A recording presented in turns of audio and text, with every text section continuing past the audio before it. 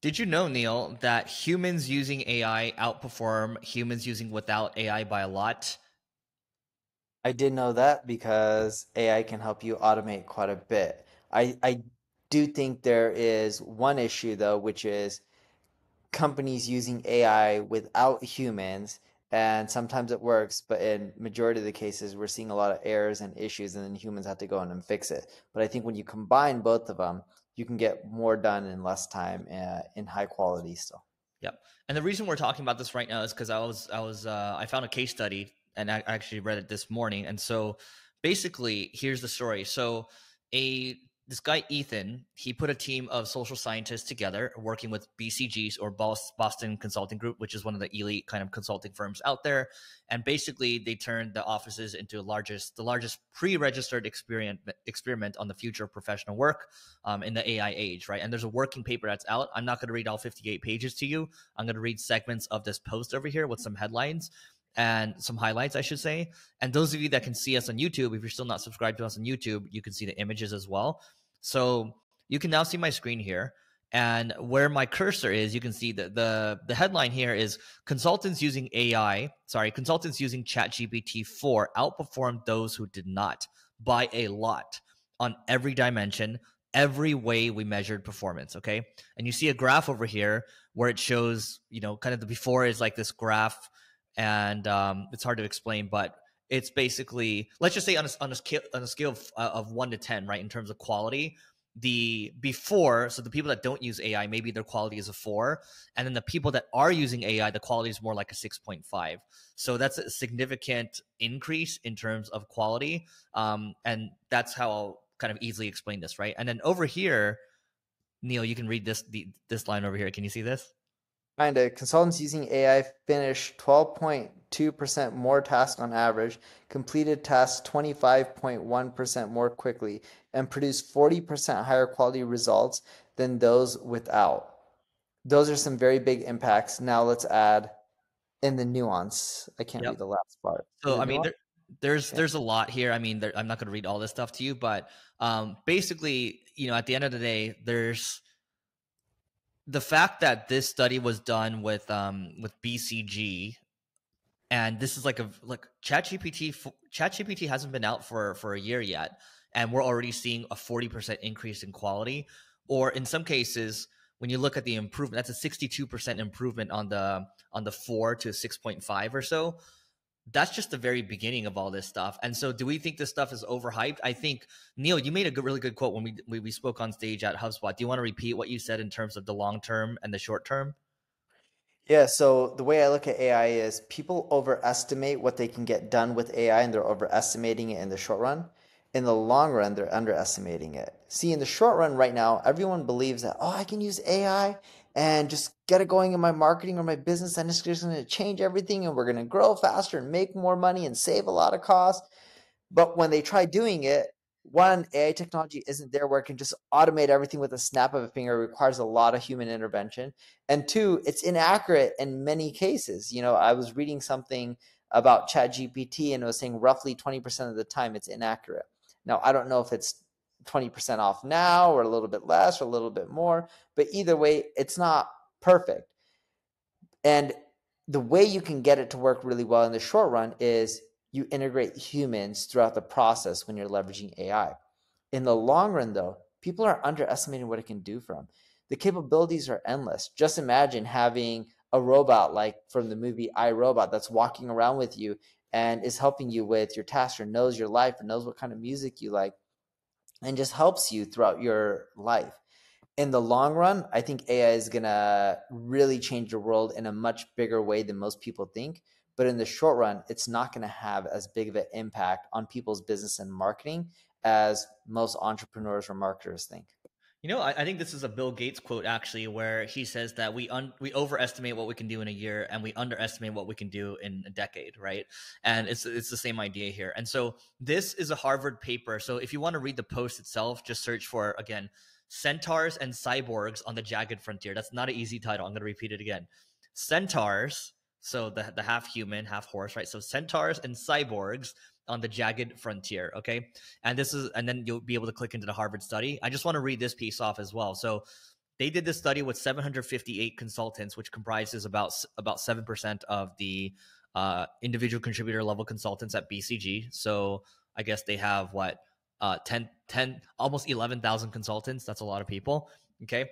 So consultants across the skills distribution benefited significantly from having AI augmentation. That's a keyword right there. With those below the average performance threshold increasing by 43%, and those above increasing by 17% compared to their own scores. So we've talked about this on the podcast before. There's three forms of AI right now. You have actual artificial intelligence, which most stuff isn't. You have augmented intelligence, and then you have automated intelligence, right? This would be a sense of a lot of stuff we're doing is augmented or automation. And I do want to give credit where it's due. Again, this comes from Saul Rashidi, who's a chief data officer formerly at L'Oreal. And Neil and I, we actually did a session, which we'll release in the next couple of weeks, where it's about 30 minutes or so. We talk about a lot of practical use cases for AI. But for this episode, just so we don't leave you hanging, we'll just give you one practical use case each. Neil, what's one practical use case right now that is maybe not as common? Yeah, so use AI to analyze your analytics data and figure out where you're wasting money and where you're not. Don't have it make changes to your ad campaigns instantly, but more so just flag it to someone internally on your team and they can review it each day. And that's great because it'll just help you save a little bit more money on paid ads and then reallocate that to places that are performing better. Yep. Simple. A lot of businesses aren't doing that. But if you look at how much money is being spent on ad spend, roughly 160 billion a year just on Google alone. Facebook's over 100 billion a year. There's more savings to doing that than it is to saying, hey, let's have AI help me write a blog post. Whoop-de-doo. That would have cost you 15, 20 bucks anyways. And on my end, I've been on this programmatic SEO binge right now. So it's actually starting to take effect where a handful of I think we're trying 3 or 4 different initiatives with programmatic SEO, where we basically will do the topical mapping, the keyword research, and then we'll design templates for those pages, and we'll just create these templates at scale. And then we'll use ChatGPT 4, and then we'll use a human in the loop just to kind of spot check to make sure that things look good. And then we're able to ramp things up there. Now, am I saying that works for everyone? Not necessarily. You're going to need a site with good domain authority and a type of business like let's say you're a TripAdvisor, where best places to eat or best hotels, like there's tons of permutations you can make. So it doesn't work for every single business, and there are nuances to it, but it does appear to be working. So we are now going to talk about if virtual summits are still relevant. So Neil, you actually, as of this recording, I don't know if you just finished your virtual summit. This is going to come out in October. So do you want to talk about what you did and what a virtual summit is? Yeah, sure. So a virtual summit is like an online event, online conference. We threw one. You're talking about more than 20,000 registrants. I think it was like closer to 25 to 30,000 registrants, which was quite a bit of people online that are showing up to learn about marketing.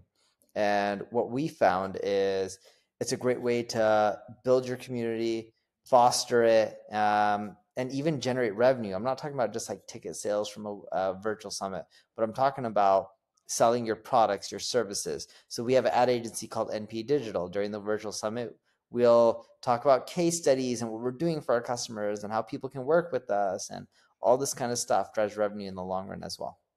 All right. And Neil, on the 20,000 people, what percent do you expect to attend? At least half usually attend. Oh, wow. That's a super high attendance rate. So yeah, not all the sessions, but at least half show up. That's Wow. typically we see. We see half to 60% That's for pretty us. amazing, because usually for a webinar, it's like, 25 to 30% or so. Why do you think it's a higher attendance rate? Because it's over multiple days. And what we'll do is we'll send out email blasts to the registrants of the virtual summit, reminding them of certain sessions. So that really boosts our numbers. Got it. That's So the you're trick. promoting it harder. We're promoting it harder, but we're promoting it harder to people who have already registered during the event. And that's the big thing. See, when we didn't do that, we were getting closer to somewhere around like 32, 33% showing up. And just a lot wouldn't. But the moment we started sending emails saying like, hey, Eric, Neil's about to speak on this new topic on how to succeed in the marketing world when everyone's using AI and and their marketing is looking alike. Right. So when we tease stuff and say like, hey, he's going to be going live in, 3 hours, make sure you attend, or send them text reminders, like things like that, it really boosts show up rates. Got it. And you're doing email plus SMS, I'm assuming? SMS, I don't know if we do. I know we do SMS for webinars, depending on the webinar, but the virtual summit, I don't know if we did SMS. And the reason I say I don't know, it could just be to a select group of audience. Believe it or not, SMS in countries outside of the United States are much, much more expensive. So like if we want to do SMS to like people in India, it costs us much more money. And also, so for your summit, because the last time I did a summit has to be like almost 10 years ago, I think, something like that, maybe 8 years ago. So your summit, who is speaking? Because it's not just you. How many speakers do you have, and what kind of speakers do you have coming? Yeah, so in total, we probably have over like 12, 13 different speakers, somewhere around there. And we bring in people from different corporations like Google and FedEx and just large corporations that can give insights on what people can do and what big corporations are doing and how you can take stuff from their playbook and apply it to your business, whether it's small or large. Got it. And I'm assuming, I mean, look, on the 20K, you have like 10,000 people that attend, but also at the same time, you're building a deeper relationship with these speakers. And then also this is going to get you leads too, because, let's say you do a session and 3,000 people watch it. You could just send the slides afterwards to whoever watched it, or all the people say, hey, like, you might, if you, just in case you missed it, here are the slides. By the way, if you want to chat with the team, here's the link to chat with the team.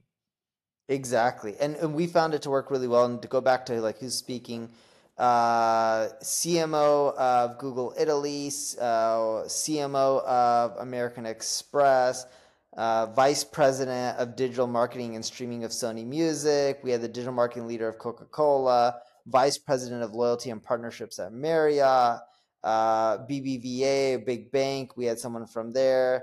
I mentioned FedEx. This was the Managing Director of Marketing, Head of Growth for ESPN. A senior brand director at Unilever. But yeah, we had former CEO of 𝗔𝗕𝗢𝗨𝗧. We literally had a mixture of everyone speaking. Do you get a deal for the CEO of 𝗔𝗕𝗢𝗨𝗧? Do I get a deal as in for cheaper discounts for Yeah. buying 𝗔𝗕𝗢𝗨𝗧? Yeah. No, I don't think so. Oh man. All right. Well, okay. And I want to make this practical for everyone too, right? Because not everyone has a big email list like yours. And so if they wanted to do a summit, like what's a practical way for them to get started? And I'm assuming if they wanted to promote it, there's like an organic and an inorganic way. Yeah, so a lot of people do like Facebook ads. That's a great way to drive a lot of registrants to a summit. We don't. What we found to be the most effective strategy when you don't have a list is you partner with other people who have done summits and you say, hey, you promote my summit, I'll promote your summit. And you do it with a lot of people and your numbers will inflate really quickly. Another strategy is when you get speakers, you ask them to promote it on their social media, to their email list. Those two ways drive in quite a bit of registrants and revenue.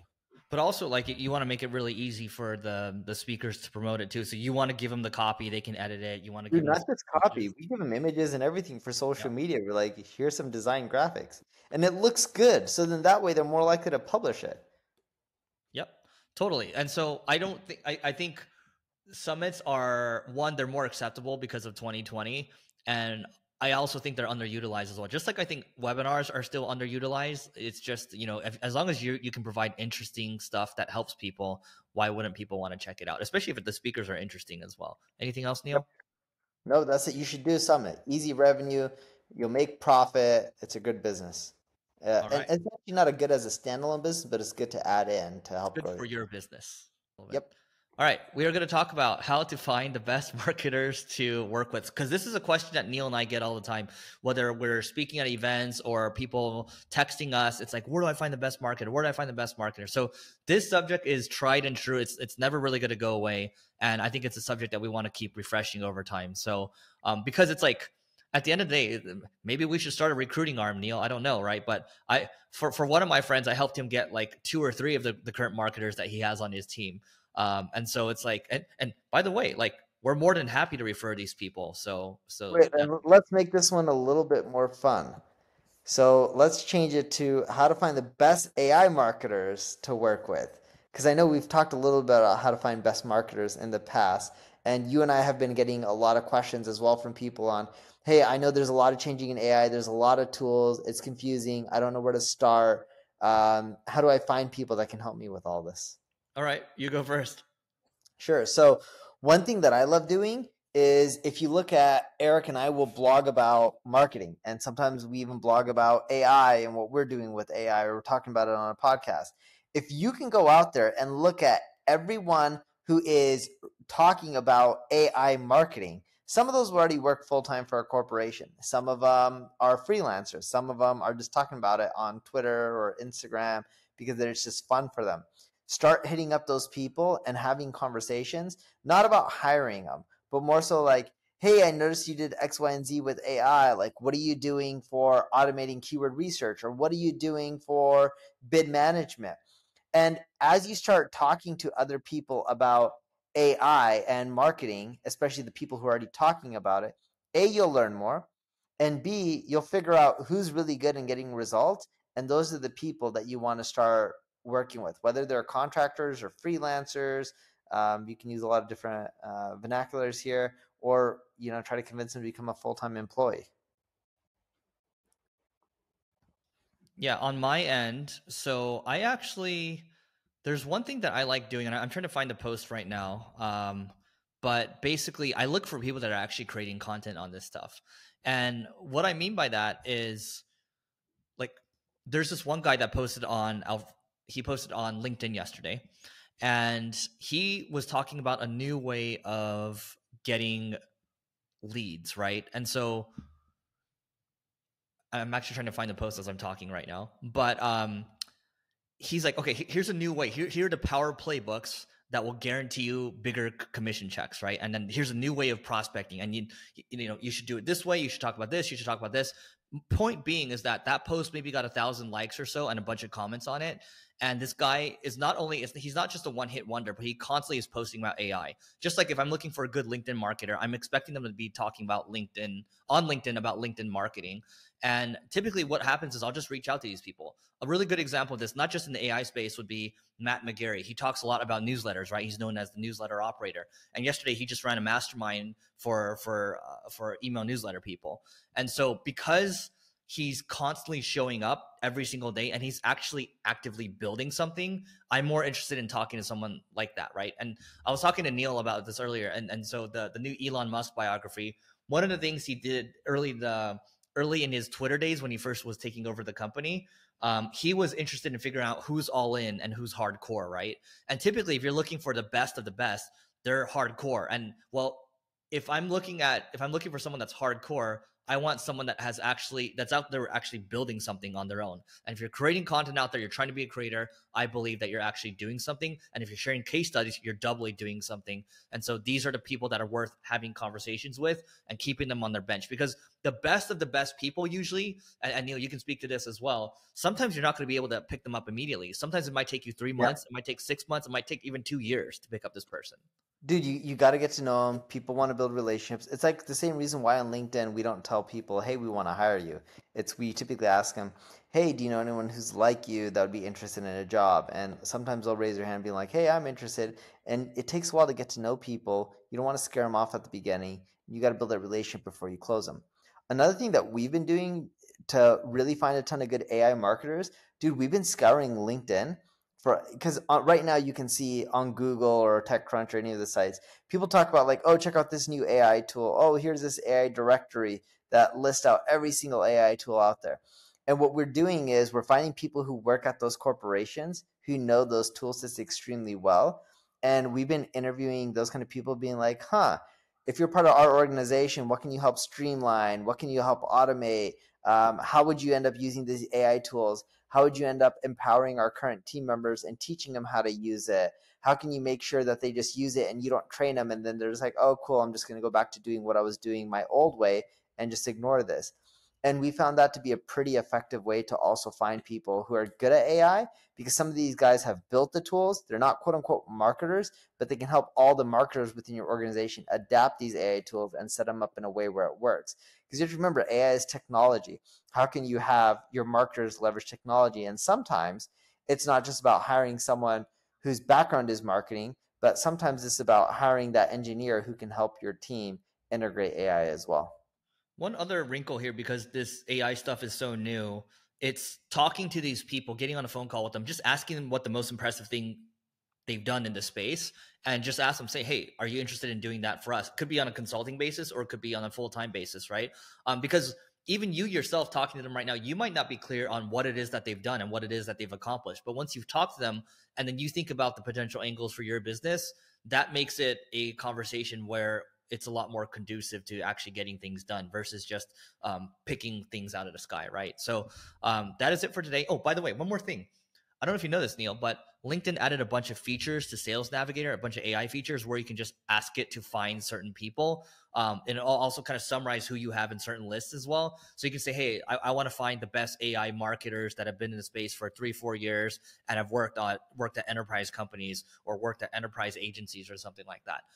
That is now becoming more of a thing. And you think about it, LinkedIn is owned by Microsoft and they just have tons and tons and tons of data, right? So that is it. All right, so we're going to talk about what I learned from going to an email marketing mastermind. And this actually just happened yesterday. We just talked about it last episode. There's a guy named Matt McGarry. He helped grow a handful of newsletters, and he's kind of growing as an influencer in the email space right now. So we are going to talk about that. Where was your mastermind? Was it in person? It was virtual. It was virtual. Where was it? Oh, I mean, it was virtual. It was, how many people went? So 15 people or 15 or 16 people attended. Some people have newsletters. Like one guy has like an AI newsletter with hundreds of thousands of subscribers. One other person has 2 million subscribers on his newsletter, and they spend about $400,000 or $500,000 a month just acquiring new subs. And so it's a significant group. And I'll share some learnings here without kind of naming any names. We don't mind you naming the names.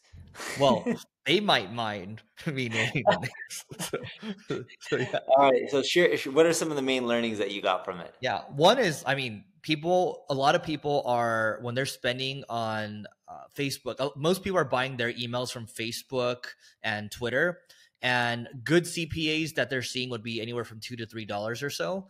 And this is for English, right? In United States. Yeah, United States. Yeah. People have, here's another interesting wrinkle. One person buys, what he'll do on Twitter is he'll buy engagement ads where he'll get like a lot of likes and a lot of views and stuff from third world countries where it's super cheap, and that will drive the engagement up. But then once you see like 10 million views on an ad, it's like, oh, that gets you to want to click it more.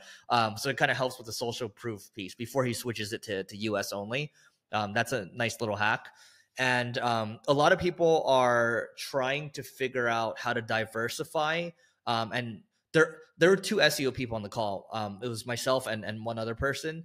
And we are just saying how SEO is SEO is not dead. It's just most people don't know how to do it. But if you're writing in an industry where it's not that big yet, you can drive a ton of organic traffic. You can collect more emails. And that's something that you've done quite a bit. And not enough people talk about it. So that's another thing. Yeah. What we found is with emails, and I don't know if you guys talked about this in the mastermind, it's actually not hard to build a list. It's hard to get people to engage with your list. So how can you get them to continually open and click and take action? And some of that comes down to building a relationship, just like you would do with a normal human when you're networking in person. You don't just go in and be like, hey, buy this thing for $100,000 or $1,000. You get to know someone first before you make the pitch, and you try to add as much value too.